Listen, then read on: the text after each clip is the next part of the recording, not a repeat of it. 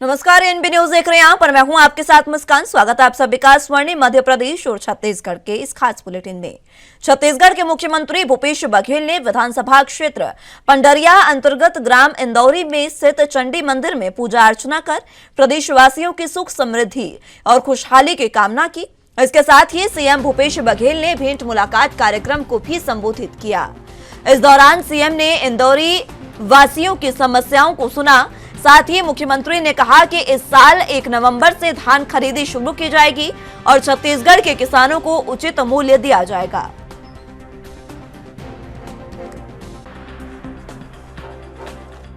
पहली साल हमें 25 रुपए में धान खरीदे, कितने जन किसान पहली साल 25 रुपए में बेचे, उसके साथ थे रुका। फिर केंद्र सरकार ये आंदा लगाई कि समर्थन मूल्य से 1 रुपये भी तो ज्यादा दे गए तो चावल हमने एफसीआई नहीं खरीदा। फिर हमारा मंत्रिमंडल में सोमवारी में से चर्चा करें, भाई हम तो किसान से वादा करे हुए कि 25 रुपये खरीद दो, लेकिन केंद्र सरकार अड़ंगा लगा थे कैसे रास्ता निकाला जाए। तो फिर राजीव गांधी किसान न्याय योजना, तो राजीव गांधी किसान न्याय योजना में पहली साल 10,000 रुपये दें, दूसरा साल तो 9,000 रुपया और पिछले साल के 4 किस्त परिहार के भी 4 किस्त और ये साल के अभी 2 किस्त अभी तक के आ गए। तीसरा किस्त 1 नवंबर के देते तो मतलब पता है 21 मई के राजीव जी के पुण्यतिथि पढ़ते तो उम्मीद देते, 20 अगस्त के राजीव जी के जयंती पढ़ते तेमे देते, वो समय 21 मई देखते तो खेती किसानी की शुरुआत करे पर पैसा काम आ जाते। अभी ये साल 30 अगस्त के तीजा पड़े रही से और 20 अगस्त के हम पैसा दे रहे हैं तो हम कह रहे हैं भाई देखो भाई बेटी माई मनाई नहीं के बने बने लुगरा खरीदू हमारे बेटी माई में। अब ये साल तीसरा किस्त मिली 1 नवंबर के, तो सब साथी में केस दिया 24 तारीख के 24 अक्टूबर के दिवाली पड़ा थे, सही बात है नहीं? कहा मन कहे साल 15 अक्टूबर के तीसरा केस चल रहा है। हमारा प्रधानमंत्री दिवाली अच्छा से बीता है। और फिर धान खरीदी भी 1 नवंबर के हम शुरू करें करबो। रायगढ़ और बालोद जिला में सब किसान मन मांग करें तो नहीं 1 नवंबर से धान खरीदी शुरू करो और उन्हें धान में सब पाके तो 1 नवंबर से धान खरीदी हम शुरू करो। तो ये प्रकार से किसान मन के हित में हमारी सरकार। छत्तीसगढ़ के मुख्यमंत्री भूपेश बघेल हिमाचल प्रदेश के चुनावी दौरे को खत्म कर कल रायपुर लौट आए हैं, जिसके बाद यहां उन्होंने बीजेपी और आरएसएस पर बड़ा हमला बोला है। मुख्यमंत्री ने कहा कि बीजेपी और आरएसएस के लोग नफरत फैला रहे हैं, इनके दिलों में नफरत है और ऐसे दिलों का नहीं जीता जा सकता। मुख्यमंत्री भूपेश बघेल ने भगवान राम और श्री कृष्ण के चरित्र का उदाहरण देकर क्या कुछ कहा, सुनाते हैं आपको। अब वो तुलना राम ने तो भगवान राम हो, भगवान राम ने तो सबको गले लगाया, चाहे वो केवट हो, चाहे जटायु हो, चाहे सबरी हो, चाहे बानर हो, सबको उन्होंने गले लगाया। और तो और जब रावण का वध हो गया तब अपने अनुज को उन्होंने ज्ञान लेने के लिए लक्ष्मण को रावण के पास भेजा। तो ये चरित्र इसमें है क्या इन लोगों में? ये लोग तो युद्धक राम एक पोर्शन को जो युद्ध करते हैं उसी भर के लिए, उसकी जो करुणा है, उसमें दया है, प्रेम है, उसका तो वो लोग स्वीकार किए नहीं। और कृष्ण जो है, कृष्ण ने सत्य के लिए लड़ाई लड़ी, धर्म के लिए लड़ाई लड़ी, सत्य के लिए लड़ाई लड़ी और उसके लिए सब कुछ उन्होंने झोंक दिया और गीता जैसे उपदेश उन्होंने दिया। ये किस रास्ते पे हैं? ये किसको गले लगाए हैं? ये तो नफरत फैला रहे हैं। बाबा महाकाल के आंगन में बनाए गए महाकाल लोक को लोकार्पण कार्यक्रम भव्य पैमाने पर होगा। प्रधानमंत्री नरेंद्र मोदी 11 अक्टूबर को महाकाल लोक का लोकार्पण करेंगे। इस कार्यक्रम की शुरुआत दशहरे के दिन बाबा महाकाल की निकलने वाली सवारी से होगी। इस पर सीएम शिवराज सिंह चौहान ने मीडिया से चर्चा करते हुए क्या कुछ खास जानकारी दी, सुनाते हैं आपको। प्रिय बहनों और भाइयों, प्रणाम। जय महाकाल। 12 ज्योतिर्लिंगों में से एक श्री महाकाल महाराज उज्जैन में विराजमान है। मध्य प्रदेश और देश पर सदैव उनकी कृपा बरसती है। वह हमारे आराध्य हैं। देश और दुनिया से लाखों लोग उनके दर्शन करने पधारते हैं। महाकाल महाराज की इच्छा से ही उनके परिसर का विस्तार शिव लीलाओं के साथ किया गया है। एक अद्भुत रचना वहां हुई है जिसका नाम श्री महाकाल लोक रखा गया है। हम सबके लिए प्रसन्नता की बात है, आनंद का विषय है। श्री महाकाल लोक का लोकार्पण करने 11 अक्टूबर को हमारे यशस्वी प्रधानमंत्री श्रीमान नरेंद्र मोदी जी पधार रहे हैं। शाम को 6 बजे लोकार्पण का कार्यक्रम संपन्न होगा। यह भारत के सांस्कृतिक पुनरुत्थान का युग है। पहले केदारनाथ, फिर काशी विश्वनाथ,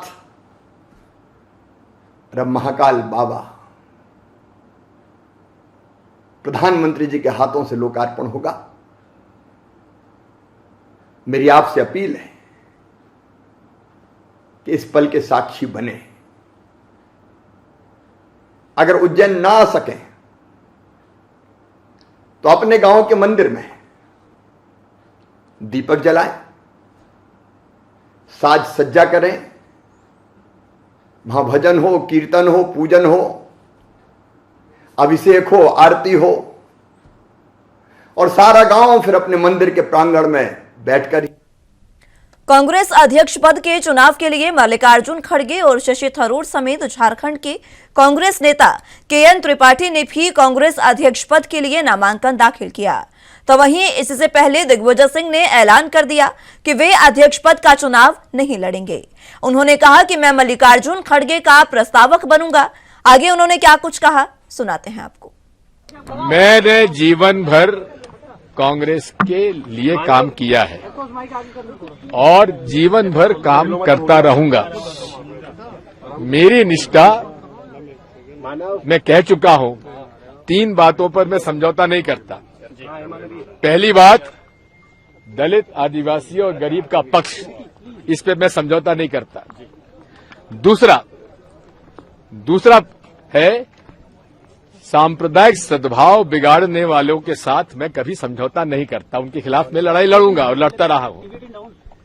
तीसरा, मेरी प्रतिबद्धता कांग्रेस और नेहरू गांधी परिवार के साथ, इस पे मैं समझौता नहीं करूंगा और न मैंने आज तक किया है। खड़गे जी मेरे नेता हैं, मेरे से सीनियर हैं। कल मैं उनके घर गया था, उनसे मैंने पूछा था कि आप अगर फॉर्म भर रहे हो तो मैं नहीं भरूंगा। उनका कहना था कि मेरा इरादा अभी नहीं है। उसके बाद प्रेस के माध्यम से मुझे मालूम पड़ा कि वो उम्मीदवार हैं। तो मैं आज सुबह उनके पास मिलने गया और उनसे मैंने कहा कि आप अगर फॉर्म भर रहे हैं तो मैं पूरे तरीके से आपके साथ हूं। आप एक वरिष्ठ नेता हैं और हमारे कांग्रेस पार्टी के सबसे में से वरिष्ठतम और सम्मानजनक नेता है। मैं कभी भी आपके खिलाफ चुनाव लड़ने की बात सोच भी नहीं सकता। आपने वो पहले बता दिया होता तो मैं फॉर्म लेने भी नहीं गया होता। लेकिन अब उनका इरादा है फॉर्म भरने का, तो मैंने कहा कि ठीक। बालाघाट जिले के आदिवासी बाहुल्य नक्सल प्रभावित नगर परिषद समेत बैहर नगर पालिका परिषद मलाजखंड के लिए 27 सितंबर को मतदान हुआ था, जिनकी आज मतगणना शांतिपूर्वक संपन्न हुई, जिसके अंतिम आधिकारिक परिणाम के मुताबिक दोनों निकायों पर बीजेपी ने कब्जा किया है, तो वहीं मलाजखंड में बीजेपी को स्पष्ट बहुमत मिल गया है। इसके साथ ही बैहर में बीजेपी को एक या दो निर्दलीय पार्षदों के समर्थन से अध्यक्ष बनना तय माना जा रहा है।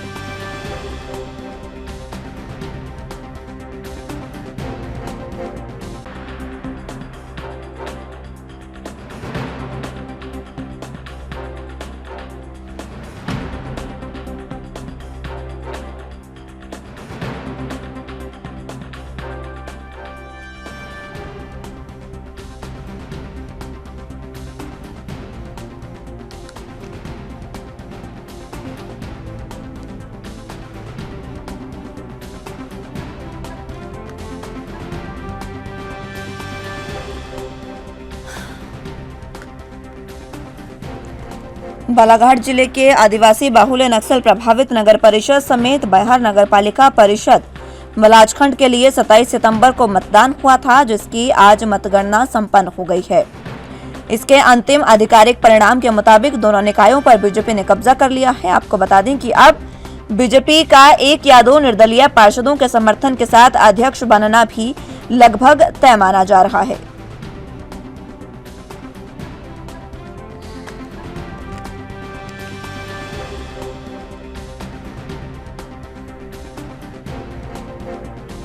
तो बालाघाट जिले के आदिवासी बहुल्य नक्सल प्रभावित नगर परिषद समेत बैहर में आपको बता दें कि मतदान हुआ था, जिसकी आज मतगणना संपन्न हुई और मतगणना में बीजेपी ने दोनों निकायों पर कब्जा किया है।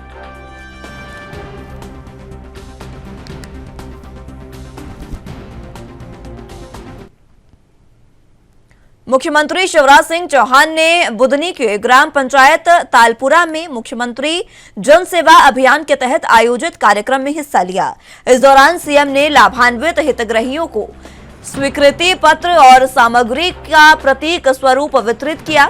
कार्यक्रम में सीएम ने मुख्यमंत्री डेयरी प्लस योजना का भी शुभारंभ किया।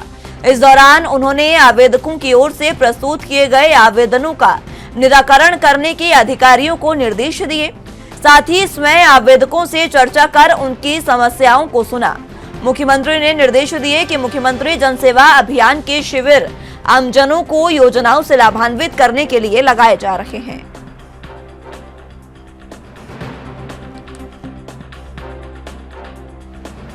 सेवा शिविर में मैं जाऊंगा। यहाँ कितने पंचायत के लोग बुलाए? सर चार पंचायतों के हैं सर। 4 पंचायत के लोग हैं सर, पीली करार, तालपुरा, देवगांव और महूकला। चारों में आवेदन अब तक कितने आए हैं? सर आज 223 आवेदन मिले हैं सर कुल। योजनावार काय के मिले? सर 62 आवेदन सर गरीबी रेखा में नाम जोड़ने के मिले हैं।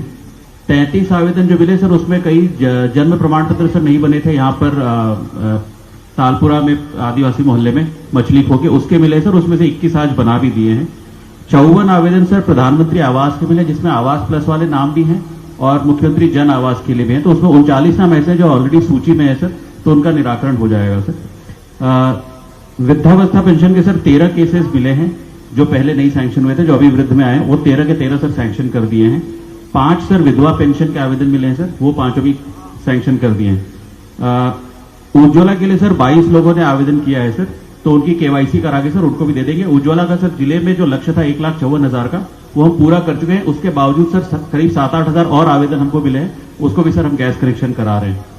इसके अलावा सर केवल श्रम विभाग के श्रम पंजीयन के सर 2 आवेदन मिले हैं और अन्य विभाग सर विद्युत, कृषि, पीएचई इनके शिकायतों के सर 22 आवेदन मिले। ऐसे कुल 223 आज के शिविर में मिले या इन गाँव में पहले लग चुका? सर आज के शिविर में मिले सर। आज सुबह सर वहां सर पंजीयन काउंटर लगा है सर, और साथ में वही पंचायत ग्रामीण विकास का भी एक काउंटर लगा है सर, एक राजस्व विभाग का काउंटर लगा है, एक सामाजिक न्याय का लगा है। तो अपने कंप्यूटर, प्रिंटर ये सब लेकर आए हैं सर। साथ ही आयुष्मान कार्ड का भी सर एक कंप्यूटर, प्रिंटर सब लेकर आए हैं। तो यही आवेदन लेते जा रहे हैं सर, यही निराकरण करते जा रहे हैं। निराकरण करके सूची तैयार कर लें, फिर वितरित करने का अगले चरण में काम हम लोग करेंगे।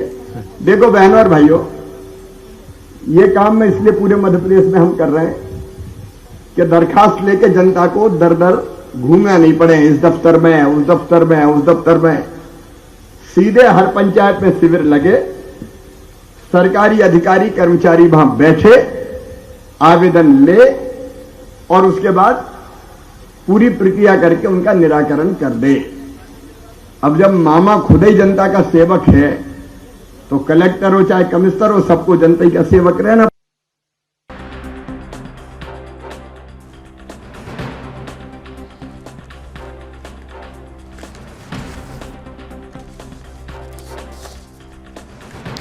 मुख्यमंत्री शिवराज सिंह चौहान ने बुधनी की ग्राम पंचायत तालपुरा में मुख्यमंत्री जनसेवा अभियान के तहत आयोजित कार्यक्रम में हिस्सा लिया। इस दौरान सीएम ने लाभान्वित हितग्राहियों को स्वीकृति पत्र और सामग्री का प्रतीक स्वरूप वितरित किया। कार्यक्रम में सीएम ने मुख्यमंत्री डेयरी प्लस योजना का भी शुभारंभ किया। इस दौरान उन्होंने आवेदकों की ओर से प्रस्तुत किए गए आवेदनों का निराकरण करने के अधिकारियों को निर्देश दिए। साथ ही स्वयं आवेदकों से चर्चा कर उनकी समस्याओं को सुना।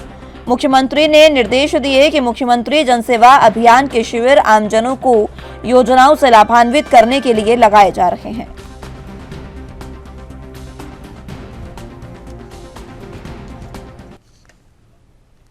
मध्य प्रदेश शासन के स्वास्थ्य मंत्री विश्वास सारंग शिवपुरी पहुंचे। इस दौरान उन्होंने स्थानीय कार्यक्रम में भाग लिया। साथ ही शिवपुरी के राजमाता विजयराज सिंधिया मेडिकल कॉलेज में वो पहुंचे। मेडिकल कॉलेज की सुविधाओं का जायजा उन्होंने लिया और बेहतर स्वास्थ्य व्यवस्थाओं को लेकर मेडिकल कॉलेज के डीन और डॉक्टर को जरूरी दिशा निर्देश दिए। इस दौरान मंत्री विश्वास सारंग ने शिवपुरी मेडिकल कॉलेज को मध्य प्रदेश के लिए बड़ी सौगात बताया।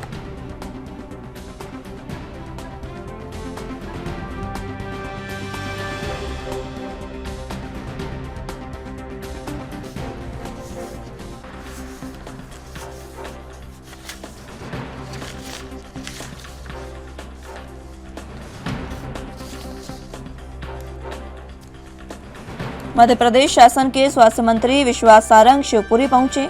इस दौरान उन्होंने स्थानीय कार्यक्रम में भाग लिया। साथ ही शिवपुरी के राजमाता विजयराजे सिंधिया मेडिकल कॉलेज में पहुंचकर मेडिकल कॉलेज की सुविधाओं का जायजा उन्होंने लिया और बेहतर स्वास्थ्य व्यवस्थाओं को लेकर मेडिकल कॉलेज के डीन और डॉक्टर को जरूरी दिशा निर्देश उन्होंने दिए। इस दौरान मंत्री विश्वास सारंग ने शिवपुरी मेडिकल कॉलेज को मध्य प्रदेश के लिए बड़ी सौगात भी बताया।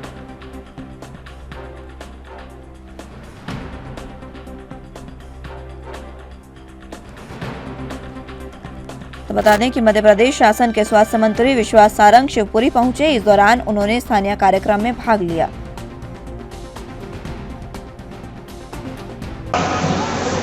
मध्य प्रदेश के मुख्यमंत्री शिवराज सिंह चौहान जी को, इस देश के यशस्वी प्रधानमंत्री नरेंद्र मोदी जी को और यशोधरा राजे सिंधिया जी को बहुत बधाई देता हूं कि उन्होंने शिवपुरी में मेडिकल कॉलेज की सौगात दी। इतनी कम ताली से काम नहीं चलेगा। मैं अभी यहाँ आने के पहले शिवपुरी मेडिकल कॉलेज गया था और मुझे ये कहते हुए इस मंच से फक्र हो रहा है, क्योंकि मैं देखता हूँ जब भी यशोधरा जी और हमारी मुलाकात होती है तो वो एक विषय जरूर मुझे बोलती है कि हमारा मेडिकल कॉलेज अच्छा बना दें, अच्छा होना चाहिए। अभी भी उन्होंने बोला कि भैया यहाँ पर कैथ लैब आप जरूर बनाइए और सर्विसेज अच्छी करिए। स्वयं जैसा एक अपने बेबी को हम बड़ा करते हैं, इस प्रकल्प को यदि बड़ा कर रहे हैं कोई तो वो यशोधरा जी कर रही है और ये शिवपुरी जिले के लिए एक बड़ी सौगात है। सूरजपुर जिले के भैयाथान ब्लॉक मुख्यालय में जिला बीजेपी युवा मोर्चा के बैनर तले युवा प्रशिक्षण प्रमुख विराट प्रताप सिंह के नेतृत्व में कुछ कार्यकर्ताओं ने एक दिवसीय भूख हड़ताल पर रहे, जहां कार्यकर्ता प्रशासन और कांग्रेस सरकार पर निशाना साधते हुए नजर आए। भाजयुमो पदाधिकारी ने आरोप लगाया कि नई बनी सड़क भी भ्रष्टाचार की भेंट चढ़ गई है। ऐसे में सड़क की सुधार और दोषियों पर कार्रवाई करने की कई बार मांग की जा चुकी है, लेकिन कोई कार्रवाई इन पर नहीं हुई। ऐसे में आज आंशिक रूप से भूख हड़ताल की गई है। विभागीय आश्वासन के बाद भूख हड़ताल खत्म की गई।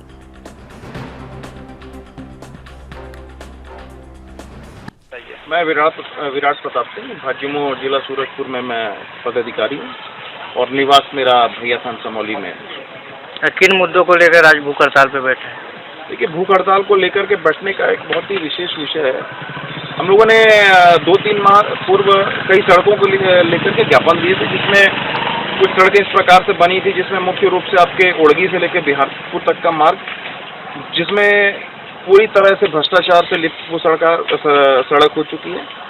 दूसरी जो सड़क है वो हमारी भैया धाम से आपके तलका तक के लिए, ये दोनों ही जो नवनिर्मित सड़कें थी, इसमें भ्रष्टाचार बहुत अत्यधिक मात्रा में हुआ और आज स्थिति ये है कि बनने के साथ ही वो सड़कें उखड़ने की स्थिति में आ चुकी हैं। और कई जो सड़कें हैं जिनकी स्थिति काफ़ी जर्जर हो चुकी है, मुख्य रूप से आपके भैंसा मुड़ा से अगर आप भैया थान के तक आएंगे तो ये स्थिति सड़क की काफ़ी खराब है। चारों ओर आपको गड्ढे दिखेंगे।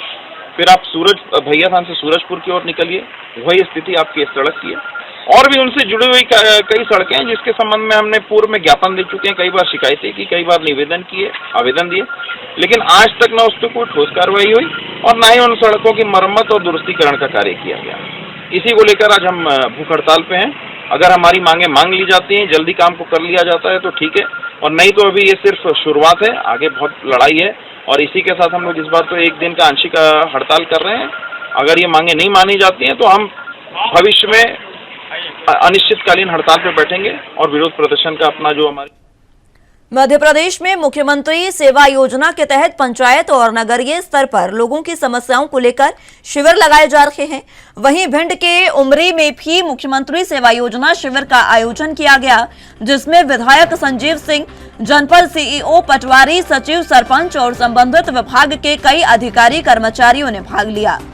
शिविर में लोगों की समस्याएं सुनी गई। विधायक संजीव सिंह ने हितग्राहियों ने उचित मूल्य के दुकानदार पर आरोप लगाते हुए ये बताया कि उन्हें मिलने वाला राशन पूरा नहीं दिया जा रहा, तो हितग्राहियों ने बीपीएल और आवास योजना जैसी कई शासकीय योजनाओं का पात्रों को लाभ न मिल पाने की बात भी कही। की जो योजनाएं चल रही हैं और जो पात्र हितग्राही हैं वो किसी न किसी वजह से छूट गए हैं, उन हितग्राहियों को उन योजनाओं का लाभ मिले, इस दृष्टि से इस अभियान की शुरुआत की गई है। माननीय मुख्यमंत्री जी का ऐसा मानना है कि हर पात्र हितग्राही को वो सुविधा मिलनी चाहिए जो उनके लिए प्रारंभ की गई है। इसलिए आज उमरी में ये शिविर लगाया जा रहा है। इसमें मैं आया हूँ और ये जिला पंचायत के सीईओ, यहाँ के स्थानीय जनप्रतिनिधि हैं, वो भी यहाँ पर उपस्थित हैं और काफ़ी संख्या में यहाँ स्थानीय जनता और जो लोग हैं यहाँ पर जो पात्र हितग्राही हैं वो अपना अपना आवेदन लेकर आए हैं। और मैंने अभी अधिकारियों को भी निर्देशित किया है कि जो भी यहाँ पर शिकायत आते हैं, जो भी आवेदन आते हैं, उनका निराकरण एक समय सीमा के में होना चाहिए। तो इन्होंने आश्वासन दिया है कि 7 दिन के अंदर जो भी आवेदन आए उनका निराकरण कर दिया जाए। छत्तीसगढ़ के रायगढ़ में टीईटी परीक्षा के नकल मामले में बड़ी कार्रवाई हुई है। यहां परीक्षार्थियों के रूप में शामिल शिक्षक भुवनेश्वर चौधरी को निलंबित कर दिया गया। आपको बता दें कि जिला शिक्षा अधिकारी रायगढ़ के जांच प्रस्ताव पर कार्रवाई करते हुए संभागीय संयुक्त संचालक शिक्षा सरगुजा संभाग ने ये आदेश जारी किया था। वहीं जिस शिक्षक पर यह कार्रवाई हुई है वो जशपुर जिले के गणित के शिक्षक थे।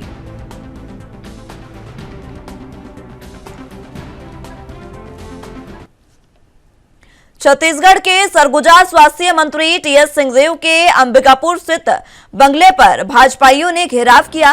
सरगुजा के उदयपुर परसा जंगल की कटाई से भाजपाई नाराज हैं। स्वास्थ्य मंत्री ने कुछ महीने पूर्व परसा केते माइंस में लोगों के सामने कहा था कि अब पेड़ नहीं कटने देंगे, लेकिन उदयपुर के परसा केते माइंस में पेड़ की कटाई चालू हो गई है, जिससे बीजेपी के नेता और कार्यकर्ता नाराज हैं और सैकड़ों की संख्या में स्वास्थ्य मंत्री टीएस सिंहदेव के बंगले का घेराव करने पहुंचे। इस दौरान भारी संख्या में पुलिस बल और कांग्रेस कार्यकर्ताओं ने भी मौजूद रहे।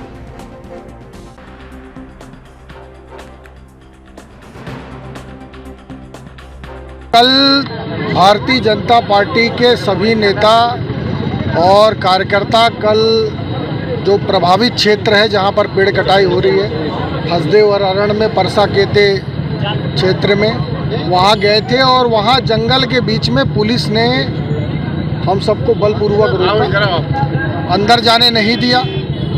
और कल जो सूचना मिली थी उसमें ये था कि वहाँ पर बलपूर्वक 4000 पुलिसकर्मी तैनात हैं और हर चप्पे पर जंगल के और गांव-गांव में पुलिस के द्वारा दमनात्मक तरीके से 10,000 पेड़ काट दिए गए। अब यहाँ के मंत्री टीएस सिंहदेव हैं, उस क्षेत्र के विधायक टीएस सिंहदेव हैं, उनकी जो नैतिक रिस्पॉन्सिबिलिटी थी और जो उन्होंने कहा था, एक तो मुख्यमंत्री ने कहा था कि हम टीएस सिंह चाहेंगे तो एक पेड़ क्या डाली भी नहीं कटेगी, और टीएस सिंहदेव ने कहा था यदि गोली भी चलेगी तो पहली गोली में खाओ। तो अब डाल भी कट रहा है, पेड़ भी कट रही है और लोगों को वहाँ दमन भी किया जा रहा है। तो कहाँ गए मंत्री जी? और इसलिए इसके जो पूरा मामला है इसको लेकर हम लोग टीएस सिंहदेव जी के बंगले में आए थे, उनको जगाने के लिए कि आखिर में 3-3 बार उनको यहाँ के लोगों ने वोट दिया, अपना आशीर्वाद दिया, विधायक बनाया, मंत्री बनाया, नेता प्रतिपक्ष बनाया और मुख्यमंत्री के दौड़ में शामिल होने की हैसियत दी, लेकिन आज उस हैसियत को भूलकर सरगुजा के लोगों के ऊपर जो अत्याचार हो रहा है उसमें वो गायब है।